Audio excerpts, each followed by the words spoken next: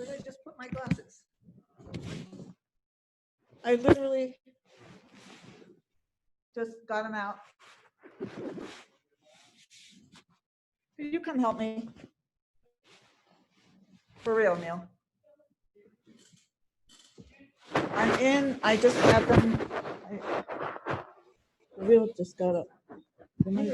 No, okay.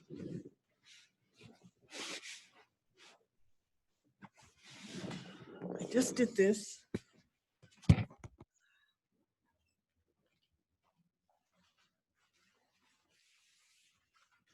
The blue. I know what they look like. I'm gonna get blown up by doing this. Don't go to my meeting. There's probably another person.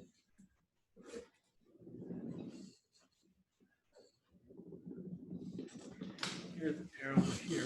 That'd be good. Thank you.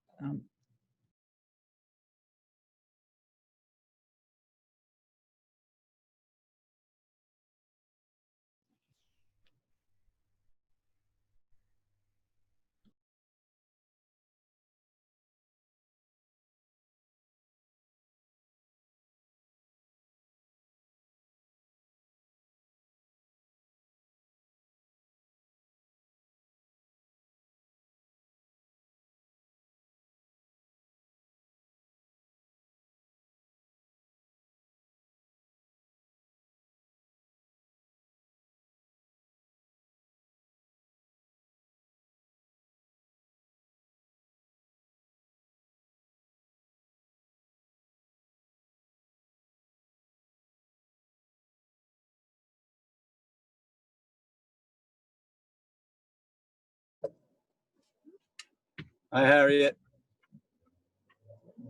Hello. You Good. good? Good. on? How are you? Just getting home from work. I may be off the screen for like 2 or 3 minutes just to get in the house. I don't know. Me and you are the only ones on? That I know of, yeah. Okay. All right. I guess Karen's in the background. Oh. Okay. Oh, they're at City Hall? I don't know. She's probably just running it. I don't know if she's. Oh, actually okay. Gotcha. Just, What? Okay. How's everything going? Okay? Yeah, fine. How about you? I can't complain. You know, not that anybody wants to hear anybody complain anyway, but Well, so, we all complain. yeah.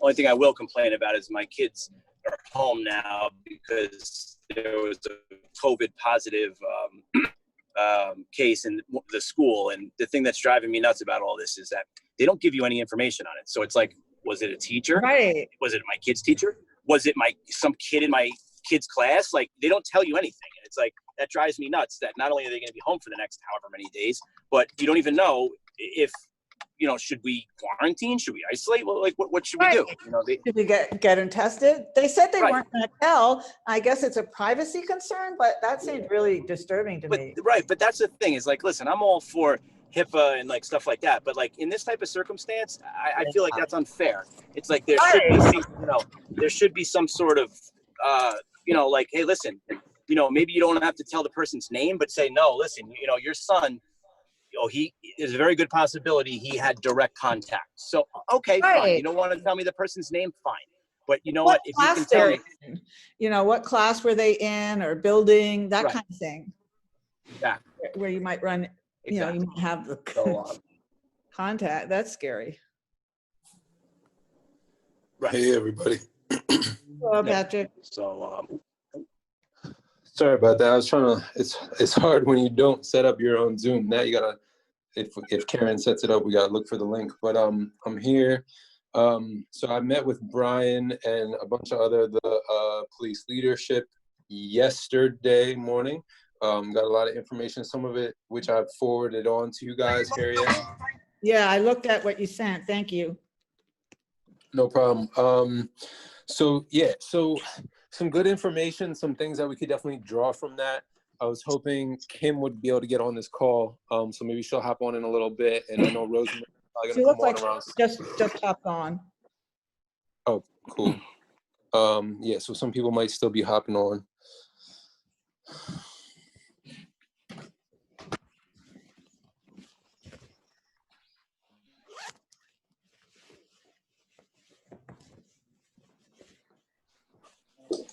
Yes.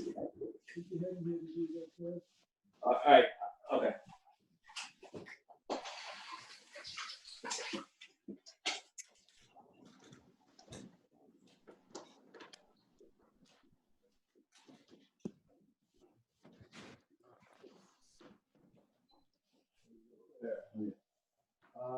Tracy mentioned she's going out with Jesse. Yeah.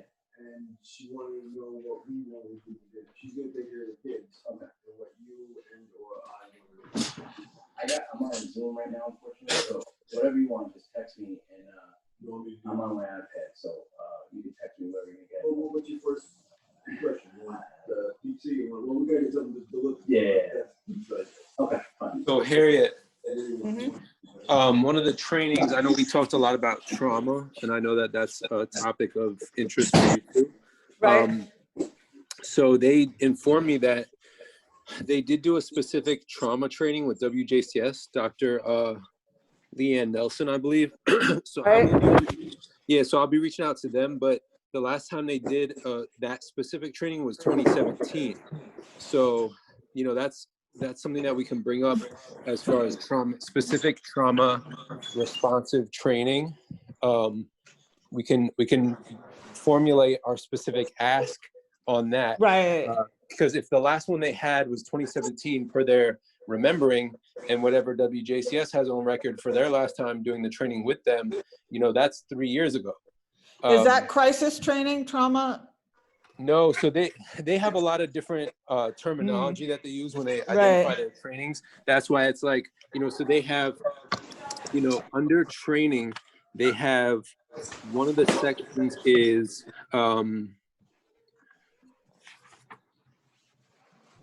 they talk about, there's like medical dealing with people in crisis and de-escalation. Now, some of these things, they kind of talk about a lot of topics throughout all the different trainings. So like when I sat with the sergeant that does a lot when it comes to trainings and coordinating them and operating them, he was telling me like they do a lot of scenarios and stuff like that. And a lot of times a topic like de-escalation is always coming up, right? Like you're kind of always talking on how to increase your verbal de-escalation skills and stuff like that. But there isn't always a specific module like for de-escalation. It's like, it's a topic that comes up in a lot of things, and it's very like comprehensive. They really dive into de-escalation. They'll say this is a situation with a gun or without a gun. Okay. But they, when it comes to a specific like target specific module or something that's, you know, like accredited by like Office of Mental Health or something like that, there's not necessarily like something along that lines, but there's a lot of discussion of de-escalation throughout their trainings. So it's just really interesting. Like we're getting some more and more manuals on like those techniques, like crisis techniques. And then even ESU, those guys go through, those officers go through even extra layers of, you know, some of them are certified EMTs. Some of them are, you know, some of them have like just like a next level of training when it comes to like safety and rescue too. So there was some interesting stuff that I got from that. When it comes to body cams, so I know, I think I forwarded you the email as well, right? So what I was questioning a lot on body cams, because I know this is still, even though it's something that White Plains specific has been doing, which is great, and the culture of the department is to turn it on and use them, that this is something that is there to help you and protect you, and just, it's a good tool. It's a good tool to have. Despite all of that, there's, the main thing that they do for a training is a standard, like how to operate, right? Like how to operate a body cam, how to turn it off, how to turn it on. And then they go, in addition to that, they do go into the mandates, the policies and procedures. of like the body cam. So there's those things that they review and that they go over when it comes to the body cam. And again, it'll come up in when they're doing scenarios. They'll use that in the simulator. They'll use that in different trainings, and it comes up as a topic, but there isn't a training specific to body cams. Like, you know, like I said, they'll talk about scenarios, and they'll talk about how it's helpful to have multiple perspectives. So if you're responding to a scene and you tell the other officers that they say, oh, my cam is already on, they're like, okay, I'll turn my cam on too. It gives the officers multiple points of view of the incident, which is great. Yeah, which is great. So they process a lot of these things, but there's not a specific training time for body cams, which is something we can explore. You know, like I said, it's another topic that comes up a lot throughout all trainings. But what I gathered is there's not a specific training that module that they use. Right. Is that, Brian, is that accurate? Can I jump in quick? Yeah. Is that accurate? Yeah, yes. But in terms of body cam training, there's not much to be trained on. It's simply just an on and off button. It's, you know, there's a buffer mode, which is when you turn the body camera on. I wish I had it with me right now. When you turn the body camera on, like from off to buffer mode, right? It's like a closed circuit TV type thing where the audio you don't have audio for the first 30 seconds, but it's constantly viewing what you're looking at, whatever is on your chest, whatever's in front of you. And then when you get, let's say I get dispatched to a call at your house, and it's like, oh, I'm going to there for whatever it is.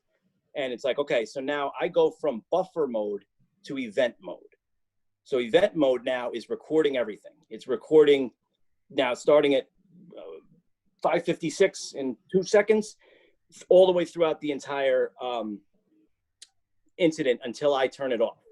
That's all the body camera is. You don't need any more training than that. That's it. There's nothing It's more regulation then, right? Like that you have to use it in these circumstances. Correct. And there's certain Or you have to be in event mode and you have to keep it on till I saw something about that. Well, but there's also circumstances where we turn it off because if there's a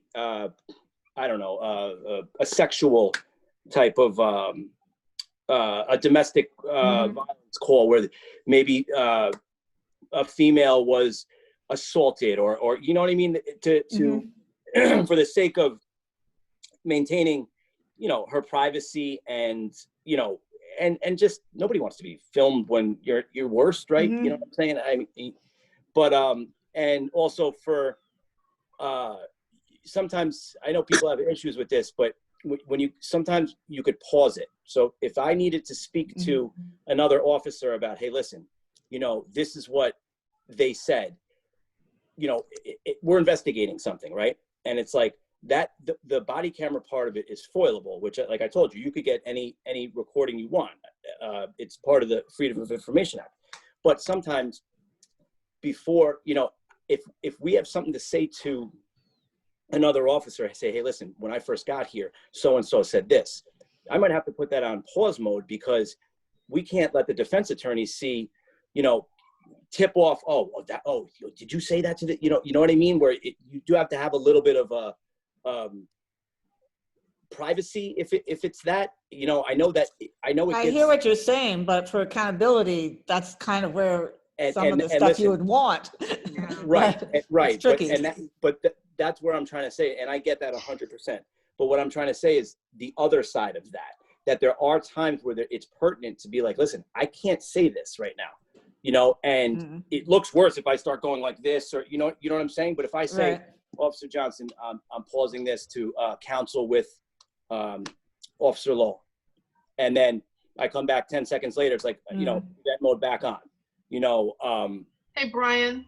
Yes. Can you, I kind of get what you're saying. Can you think for a second, maybe not right now, it might come up later in our meeting tonight, but can you think of a specific time when you had to do that? I'm really curious to know, because I'm hearing what you're saying, but I'm also kind of hearing what Harriet is saying about like that moment of privacy. Also, since you mentioned domestic violence, and that's my wheelhouse, I'm kind of wondering.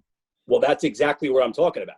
Yeah, so Is give me like on September 2nd, this thing happened. Like, I need a specific example. So if you can give let's say we go to somebody's house and it's a domestic violence incident, right? And we Yeah. show up and it's my responsibility to speak with the husband, and it's the other officer's responsibility to speak with the wife. Okay, and the husband says, I didn't do anything, officer. I don't know what she's talking about. I don't know how she got that cut across her face, and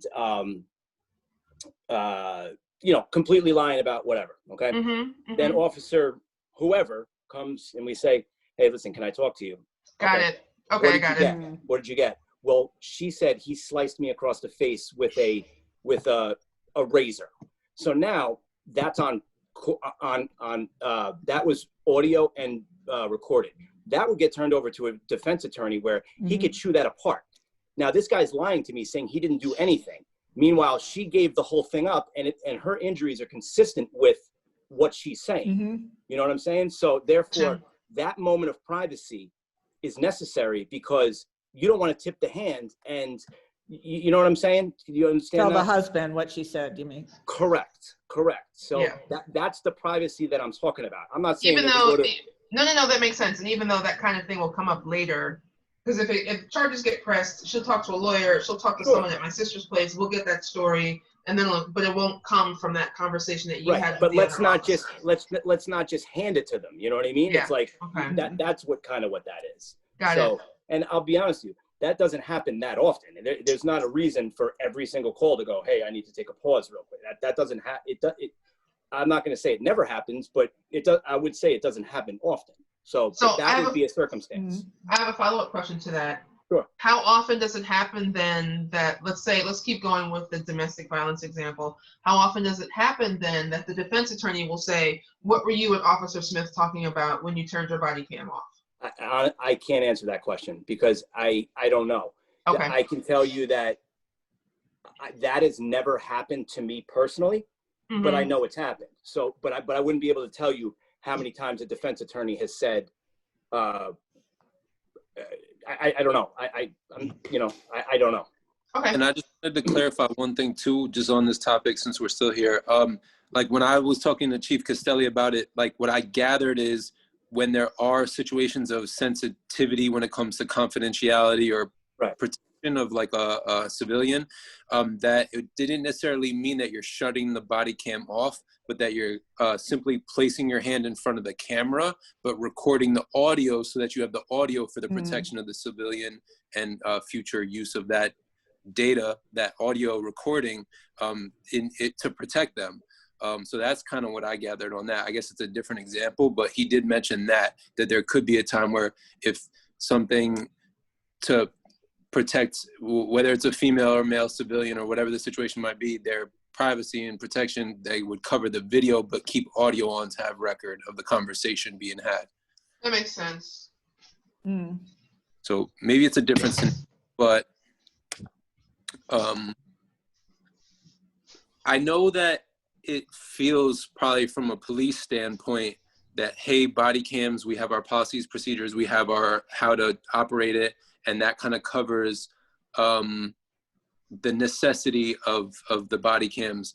But I think what I would challenge on that is that, yes, this is a crazy time. Everyone has their cell phones. They have their own way to record a police incident.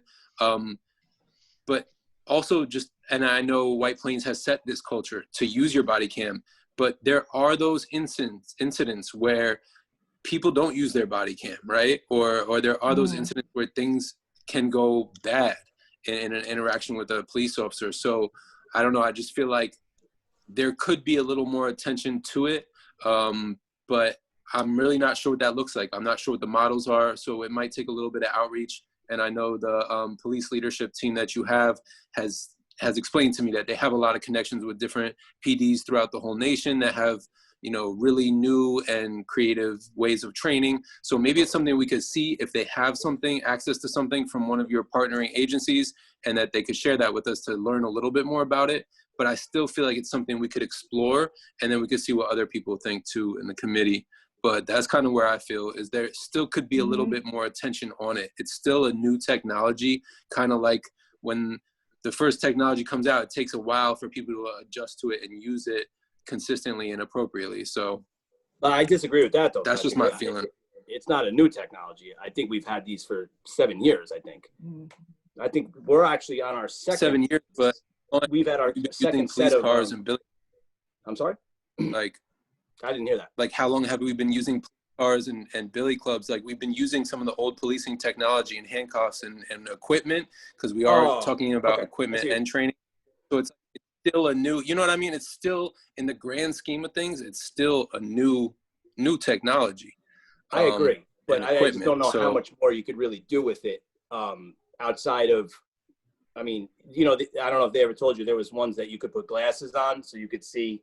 There was like, you know, a camera on the corner of the glasses, but I don't wear glasses. That's kind of an uncomfortable, you know, and there was no proof, or not proof, there was no, I don't know, trial and error type of thing where, oh, it was better to wear it here versus wearing it on your chest or anything like that. There was really no, oh, it would be so much better if everybody was able to wear these, you know, ridiculous glasses with, you know, with the camera on it. But I don't think we went with that option. We went with the one that goes onto the outer carrier vest. Okay. Does anyone have any other thoughts on it? I mean, The only concern is a police officer who's not a good police officer doing something bad and turning it off because they know they're doing something bad. I guess that's always the concern, you know, that But it then can be turned off. but they would have to answer to that, though, Harry. They'd have to answer what happened during this blank time, you know. Sure, big time. Right. So, I mean, that's okay. You better have a good answer. Right. So, just again, real quick, Kim, I don't know if you heard me when I brought up trauma. There was a specific trauma training that they did with WJCS about 3 years ago. So I'm going to reach out to WJCS and learn a little bit more about that. But then that's something that maybe we can examine and in our request, talk a lot more about consistency and regular, like trainings on those. So Patrick, I have a question about the trauma training. Mm-hmm. I'm just thinking about. So we had a couple of officers come. I think it was in this group. I'm on 2 different collaboratives, so I can't remember what gets said where. We had a couple of officers come to my church and do a training on. I think it was an active shooter response or something like that in church. Yep.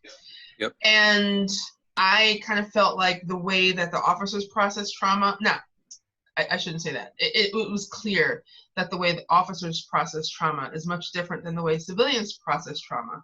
And I think there was a tremendous, there was a tremendous disconnect between how they were teaching us and how we were responding. So it was an extremely difficult training for me and some other folks.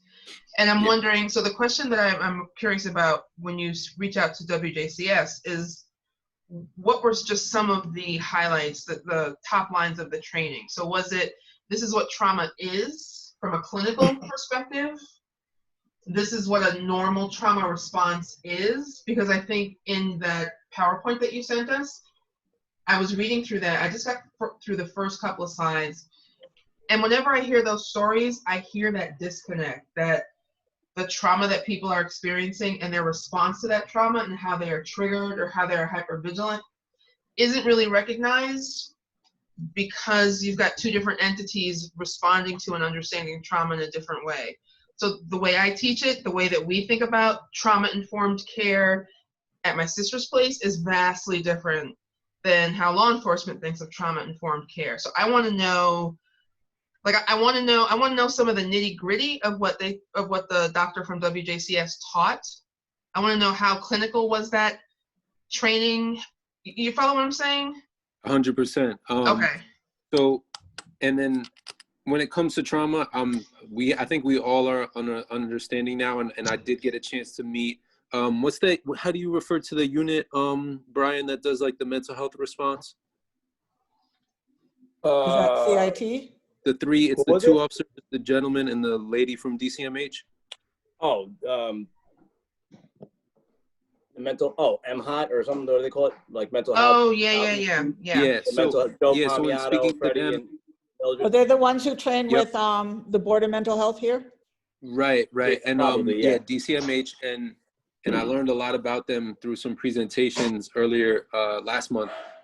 So we are definitely clear, and I'm pretty sure we all agree on, we're talking about trauma and the responsiveness to civilians and how officers respond to civilians with a trauma responsive approach, right? A trauma lens that you guys are thinking about, that this person might have had traumas in the past, that certain people from different communities have intergenerational trauma. So that's like one layer of trauma. And then the next layer is the trauma that you guys go through as officers, and then navigating your trauma and the mental health that officers, the challenges that they might face due to their daily traumas that they experience in the field and as an officer. So we're kind of have two different categories when it comes to trauma, and some of that crosses over to the qualification side, because there are discussions about talking about mandating mental health support or mental health screening as part of the potential, like police department licensure or accreditation that they're talking about on a county level too. So it's just something that we want to think about. It kind of crosses over to the other subcommittee, but at the same time, there are two topics that we could ask WJCS more, like your questions, Kim. I'll definitely ask them that when we reach out to them, and we'll see what the training was. And then it's kind of obvious, if the last training was 2017, this has to be more regular. Like we said, there are some topics that you guys do discuss throughout all trainings, like de-escalation and mental health and other things, but trauma is like, there's a lot of different models in trauma. And like Kim said, this is kind of something that is our expertise. That's why we wanted to commit to this committee, because we deal with this in our profession and we've been working with it for quite a while. And it's only a tool that will better help the police department, right? It extends, and trauma is part of mental health. But one thing like our people feel really strongly is they want peers involved in the training. Like people, not just like the people who do the training, maybe at the Board of Mental Health, might have mental health problems themselves, but we really want people in the community who have these problems, and same with cognitive problems and Asperger's, people who are in a very vulnerable, complicated interaction with the police, and often frequent. And to understand their perspective, the things that trigger them, which is kind of, I think, some of what Kimberly's saying, how they feel about it and their ability to express that to the police. Because I think police also get sort of hardened to certain things because they see a lot of things that are, but somebody who is specifically on the other side of it, those things are very triggering, and it's good for the police to have a sense of how the other person, you can only kind of hear it from the people who are in the situation. Yeah, but definitely. But that's something that, my people felt very strongly, wanted to push, that, it should be people from this community really in that training, sort of, at least part of it. And the cool thing about that, Brian, is like, there's this like concept that we're trying to put in place with a lot of different fields, right? Like the mental health field, we do a lot of peer-run initiatives, which is like a youth peer group that could be led by young people that have experience with some mental health challenges. And if some young people or people with different types of challenges come in and talk to you guys about that, you can get a lot of perspective, you can get a lot of knowledge from someone that kind of walks through that day to day, right? So it's a restorative model. It's a model that a lot of different sectors are using now, and it really helps to like hear from people that live these things every day. So thanks for reminding us of that, Harriet. We'll definitely, I'll make note of that. And then I made note of resilience as well.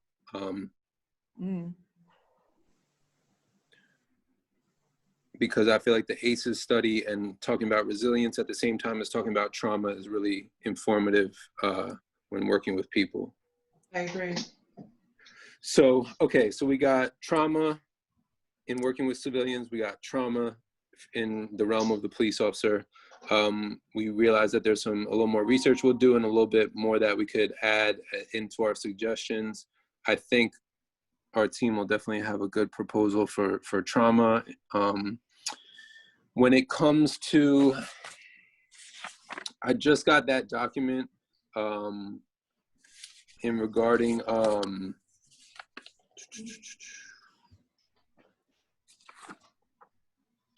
the strategies of disengagement. But that's something that I'm really curious about, and I'm curious about how often that's done. And I know that there was a couple like in-service trainings for supervisors to get that, but that sounded like something that was really helpful and that would be really beneficial. I'm not sure, Brian, did you take that one? What are we talking about? It was called strategic disengagement. Okay. And what was the question? I was just curious if you took that one.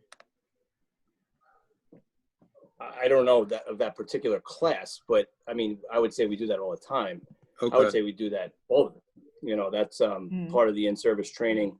I don't know, maybe I'm misunderstanding, but I don't know if it's called, I don't know if the class is called strategic disengagement. Maybe it's just, that's what we're doing. And it's maybe they said to you, well, this, to put it to you easier, it's strategic disengagement. I don't know if that's actually a class, or if it is, then I didn't take it. But in terms of strategic disengagement, I mean, the SWAT team, like we showed you, talked about yesterday.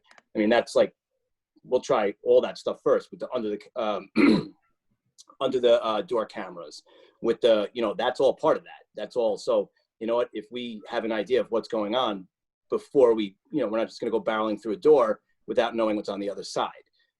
So if we see, the whoever the person is, standing, 5 feet from the door, maybe we could start to engage in a conversation with them. But if we didn't have that type of stuff, we wouldn't know they were there. You saw the end of the door camera? I forget. Yeah, I did see that. I forwarded you the PowerPoint too, so you have it. Check it out a little later or tomorrow. But it's one of your, I think it's an in-service training that's done by Daniel McMahon, Lieutenant. And I think it was done for this year, but it was a supervisor in-service training. But when I read it, I'm like, this is, I mean, it's great for supervisors, but I feel like this is great for everyone.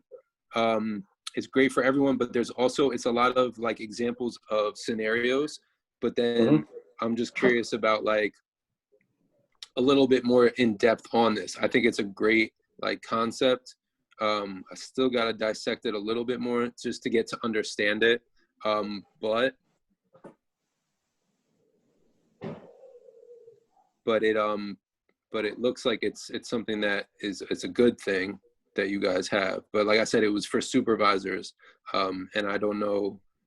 Well, my guess is that'll probably be implemented later on into next year's IST, which usually starts in like, in February. So my guess is if they just did that now, that's something, especially if it was a success, which it sounds like it was, that would be something they would put into the regular in-service training for everybody. Okay. How much of your training is in a class, like after you're out of the academy, or is it sort of you're assigned to an officer or two officers, for a certain amount of time, and that's kind of how your training happens, like sort of on the job, supervised? No, it actually, you get removed from your daily assignment, whatever whatever you're supposed to be doing for a week, and there's classroom stuff. There's remember I was explaining to you guys, I don't know if it was last week, that FATS machine, that firearms training simulator, where you do the scenarios there, you do firearms training, and then there's other portions of it which are in the classroom where we would learn strategic disengagement and things like that. So I would say probably half of the week would be in the classroom. Mm-hmm. Okay. So let's see, what else? I do want to give a little bit of time before we do in for equipment. But I just want to see if there's any other major training topics that we wanted to touch base on. So there was something, Patrick, and it's something I mentioned in one of our first meetings, and it's actually in the governor's executive order.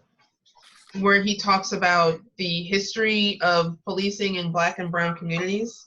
Yes. And we yes. did talk about that in the meeting, and I just wanted to bring it up again.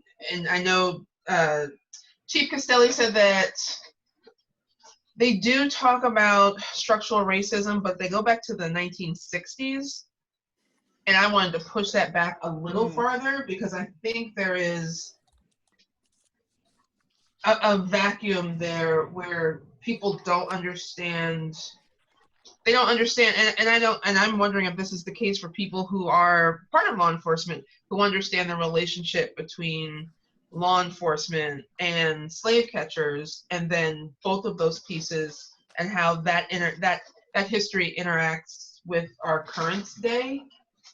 Like, I know a lot of people don't know that history, but they know that there's something about law enforcement that they can't trust or they don't feel comfortable with.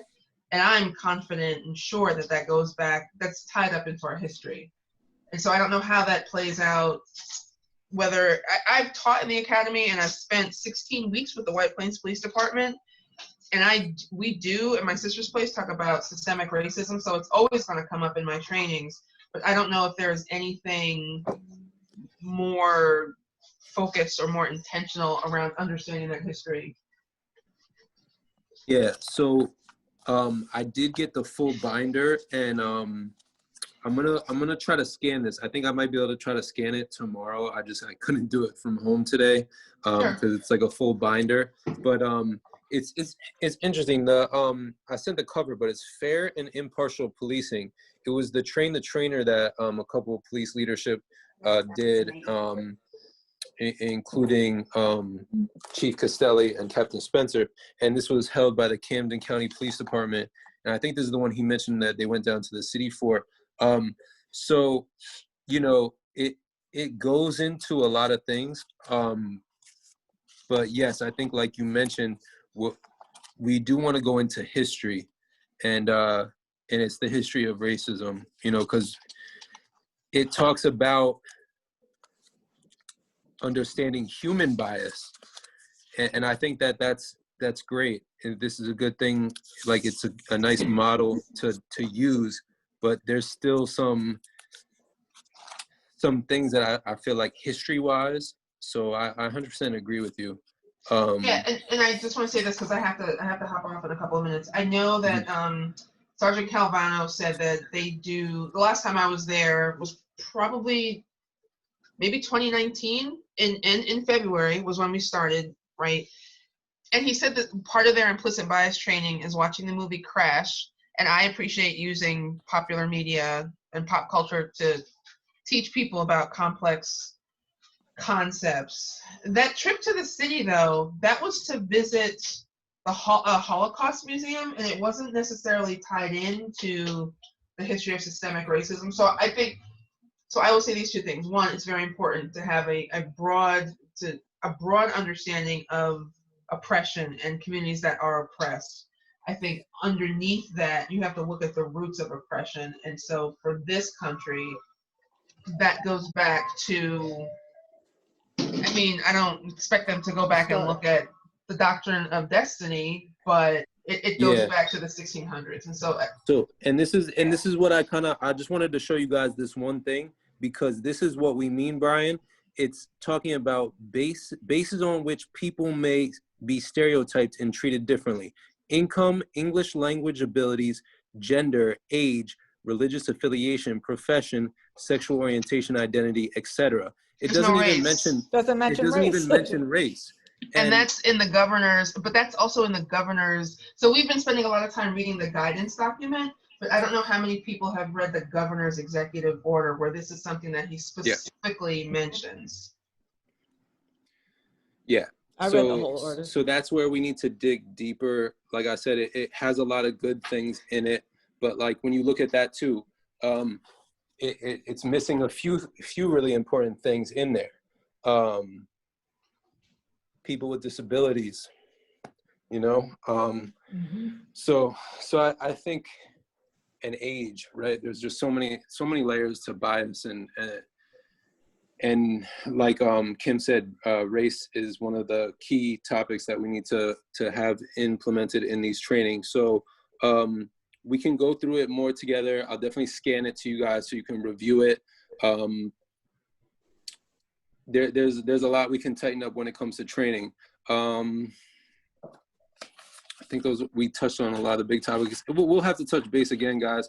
There's so much on these two topics What that we're about the addressing. continuum? Because that's kind of the escalate, like if citizen resists in this way, we can use this, and we go from here to taser to this to that, and what techniques could be allowed.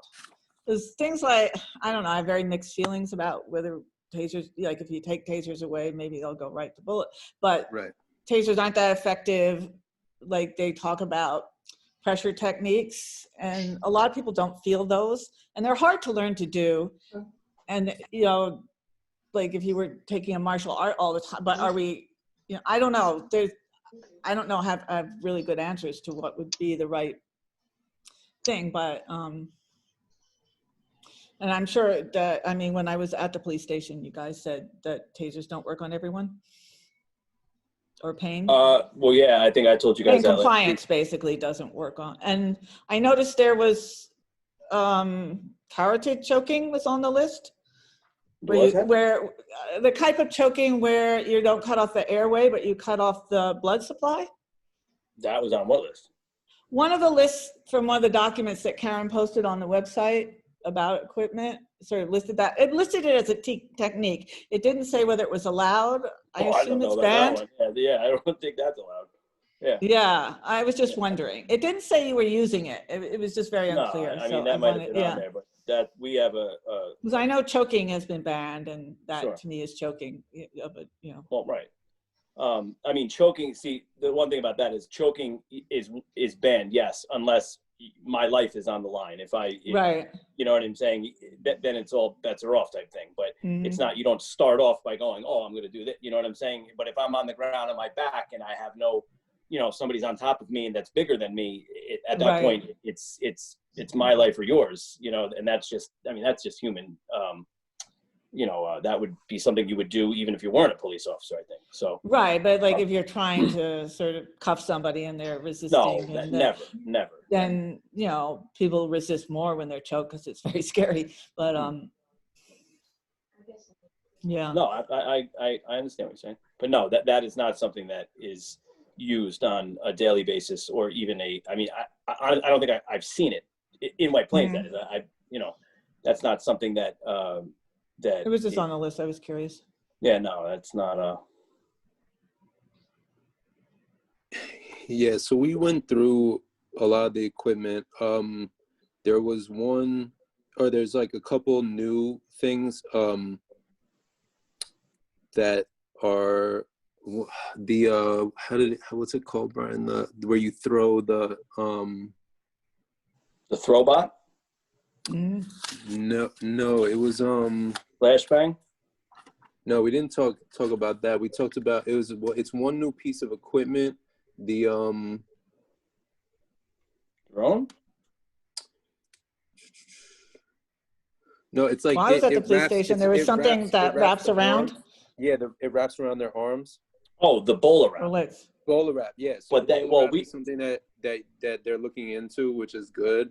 It has its ups and downs, right? Yeah, I think honestly, sorry to cut you off, but I like I said to you yesterday, I think it has way more downs than it has ups. Really? So basically, Harriet and everyone, what the bowler wrap on paper is awesome. I mean, you know how sometimes things need to be, black and white, perfect, because what the bowler wrap does is you can shoot it and it'll wrap, and incapacitate you that way. But the problem is you need to be basically standing like this, or else it's not going to work. So if I'm in a fighting stance or something like this, it's not going to wrap me. So you need to basically be like this. And I'm telling you, with 17 years experience as a police officer, nobody just stands like this. It doesn't happen. And especially if somebody had a weapon in their hand, even that is not going to do anything. It's not going to wrap around. You know what I mean? So remember, Patrick, we were showing you basically have to be standing like a soldier, like this, for it to wrap around and work perfectly. I am not a fan of it. I think it's a great idea.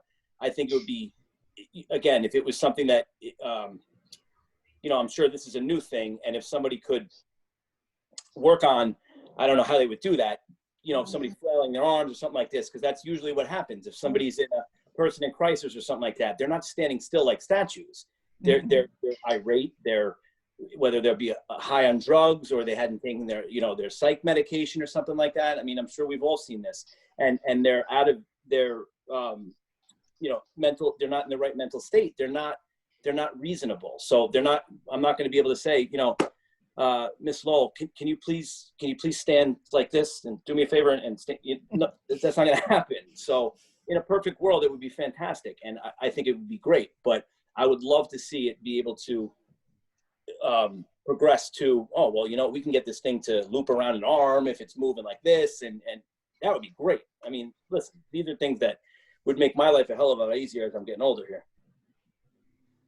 Yeah, so the bowler wrap, it's definitely like a less lethal option. So it's something that we're gonna be supportive of, but it's also, yeah, we understand that realistically there's probably a percentage rate and a effectiveness rate. That's something we would want to think about, but that's something that the department is going to try. I think they said that you guys are going to buy a couple of them and have a couple of them. T&E, trial and error, you know. Yeah, so you guys are going to have that. We did discuss a potential that the department is looking to buy a vehicle that's called a Bearcat. It's an armored car. It's a rescue vehicle. So I did learn a little bit more about that. It's a really, really expensive vehicle. So, you know, I think that that's something that we would want to get a little bit more when it comes to like the budget. But this is something that they're looking at and they're assessing their budget. But it's something they're looking outwards at, like within like the next 5 years, I believe, or sometime within the next 5 years. I'm not sure if it's sooner than that, but it was something like that is what they were mentioning. But we've been looking to get that for a long time, pal. I don't think we're getting that. It's really expensive. So $500,000, and I highly doubt we get that. Yeah, so it's one of those things that, like, I know it's, you know, because I was questioning, you know, the chief and everybody on like future stuff. What are the future plans? And I think we still will need to get a little bit more follow up on that, because you guys have some drones, you guys have cameras, but like, what are the future plans around that even? Like, are you expanding the drone network? So there's like a lot of, I think we will have a couple more questions on like what the future plans are, because it's kind of hard to give recommendations if we don't know what your future plans are, right? So those were some of the key topics when it came to equipment that we did. We did a general inventory, so I provided that on that summary from the department that the sergeant provided for us, including everything from handguns to lethal weapons to some of the non-lethal weapons that they have.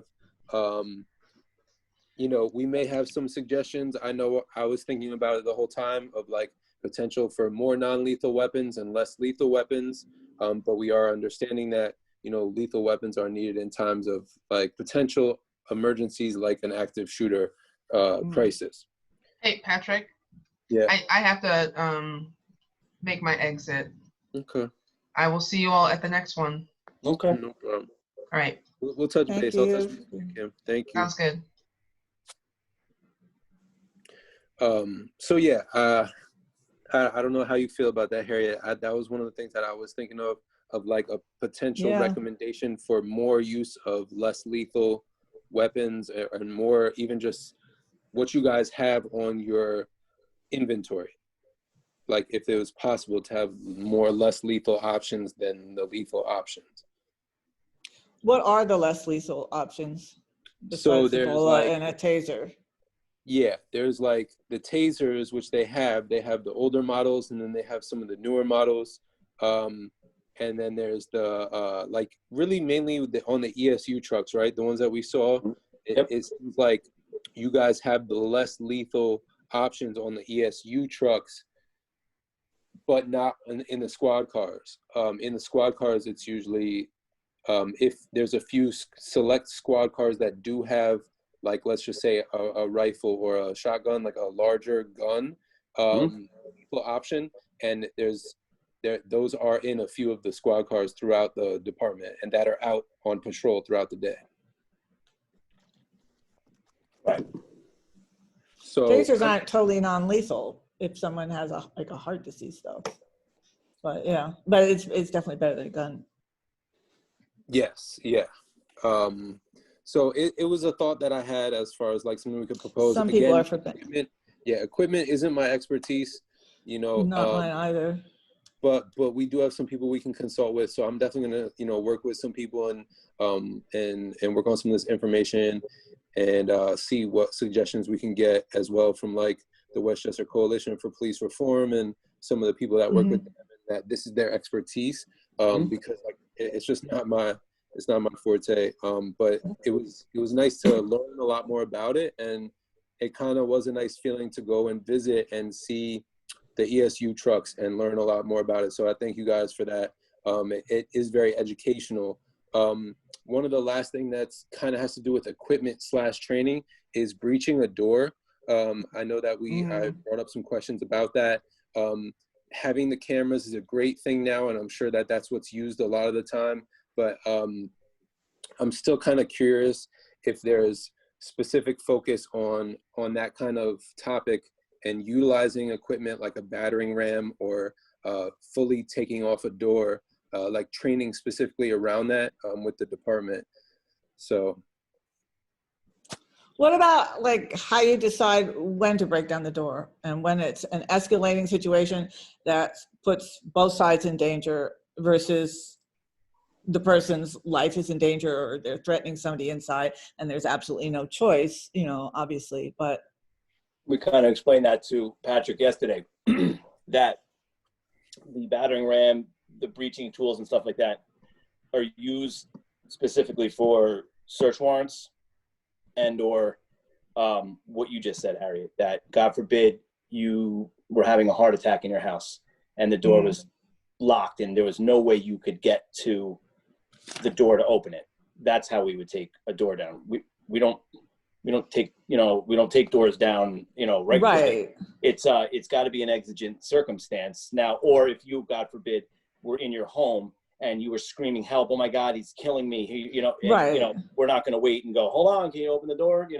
We're going to get in there as fast as we can.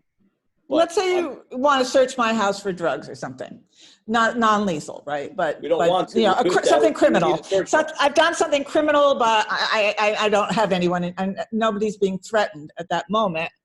And you encounter, like, I'm in a state of mental extreme, like, psychosis, and I'm being very disagreeable, and I'm not letting you in.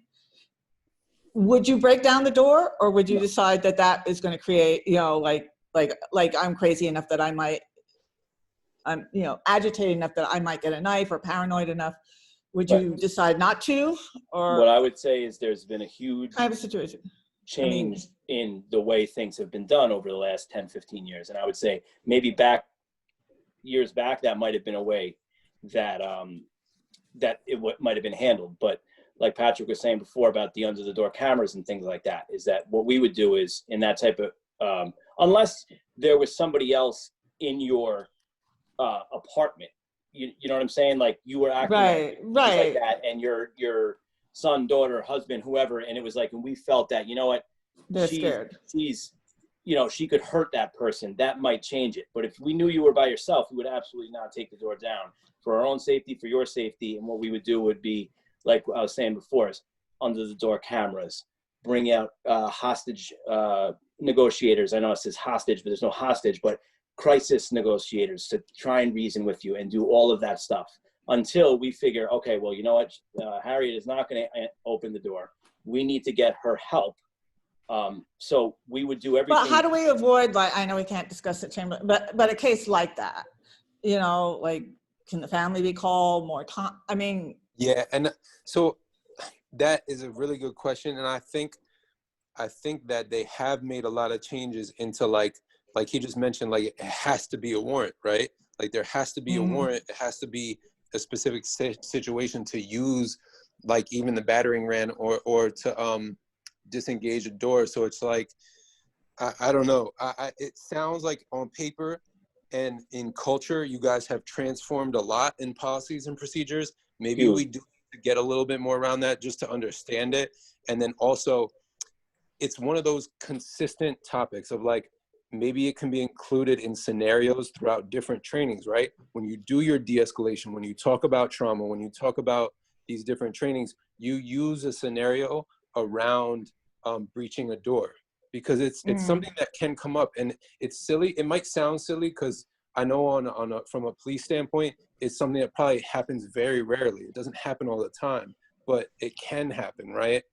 So I think where we're coming from is like, maybe it's just another topic that can be woven in to some of the existing conversations and trainings that you guys are having and being addressed, so that the team is on the same page. When you get those new rookies coming in and joining the force and they're going through their training, they're learning from you guys, okay, this is going to come up at some point in my career. This may come up, so I got to be ready to handle it the best way possible. Well, what I can say about that, though, Patrick, is there's only remember we told you the special response team and ESU team, no one else is going to be going through a door outside of us.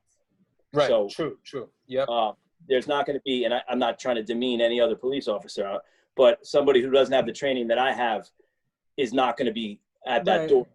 It's going to be the elite, for that have monthly trainings and that are going to be doing that stuff. Right. So, and that must be something that has, like you said, changed over the last 10 years. So that, yeah. And I mean, we've gotten a lot more, equipment, tools, under the door cameras. Those are awesome. I mean, we could like I told you, I wish we could have showed you yesterday. We could literally see, what you have in your hand, what you're doing, what you're wearing. We didn't have that 10 years ago. So it's great. I mean, and like I've said to you from the get-go, that's the last thing I want to do is have to run in there and fight with someone, fight for my life. I'd rather know, okay, well, you know what? Harriet's in that apartment. She has nothing in her hand. So if we do have to knock that door down, at least we know she's standing right there in the atria of the house and she's got nothing in her hand. And, you want to talk about de-escalation a little bit. That's de-escalation, because we're going to go in there and we're going to handle it. And you know what? Guns aren't going to be blazing because Harriet doesn't have anything in her hands. Right. So, and you won't be wondering what's in my hand. Exactly. So it's a great tool. When do you bring in mental health people? I think sometimes, people might, circumstantial, rather than try to make you, give you the training, of somebody who goes, to medical school, when do we bring them in, or when do our calls shifted to them? So that's something that came up that, if, let's say my father had terrible mental illness, he had to be hospitalized involuntarily at times. So police were called, but, you could call, if a 911 call came, I suppose it could be dispatched to someone or bring in tandem police if there was a fear, of someone who really is more of a mental health person than a police who has health training. Happens every day. Right. And so you would bring you would bring other people in. Oh, absolutely. Yeah, every time. That happened today. I mean, right, because I assume you get these calls all the time because we have the mental, we don't have great mental health care, and no, it's horrible. I the mean, institutionalization, it's become your problem. Oh, it's terrible. It's landed kind of in you, and it kind of puts you in a social work.